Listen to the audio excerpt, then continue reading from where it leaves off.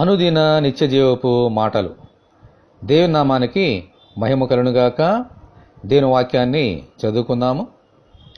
మరణమైన వారికి నిన్ను గూర్చిన జ్ఞాపకము లేదు, పాతాళములో ఎవరు నీకు కృతజ్ఞతాస్తుతులు చెల్లించుదురు. కీర్తనల గ్రంథము 6వ అధ్యాయము 5వ వచనం. నా ప్రాణమా యెహోవాను సన్నుతించుము, ఆయన చేసిన ఉపకారములలో దేనిని మరొకము అని లేఖనము బోధిస్తోంది. ఆయన చేత మేలులు పొందిన వారెవరనూ ఈ లోకములో లేరు. అందుచేత అనుదినము మనము దేవుని సన్నుతింప బద్ధులమై ఉన్నాం. నేడు అనుదినము మనకున్నప్పుడే ఆయనను స్తుతించాలి. ఎందుకంటే మనుషుడా, రేపేమీ సంభవించునో నీకేమి తెలియను అని లేఖనము ప్రబోధిస్తోంది.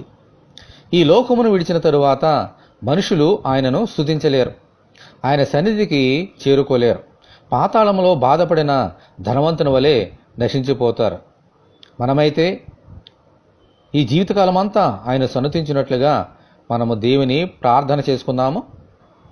ప్రభువా, మీ కుమారుని ద్వారా మాకు అనుగ్రహించిన మేలులన్నిటికై మీకు వందనములు. మా జీవితకాలమంతయు మీకు కృతజ్ఞతాస్తుతులు చెల్లించినట్లు అనుగ్రహించమని, ఈ వాక్యం వింటున్న నీ బిడ్డలందరినీ అలాగున దీవించమని ప్రభువైన యేసుక్రీస్తు ద్వారా ప్రార్థన చేయుచున్నాము తండ్రి. ఆమెన్. ప్రభువైన యేసుక్రీస్తు కృప మనకందరికీ తోడే ఉండి నడిపించునుగాక. ఆమెన్. పరిశుద్ధ దేవుని మందిరం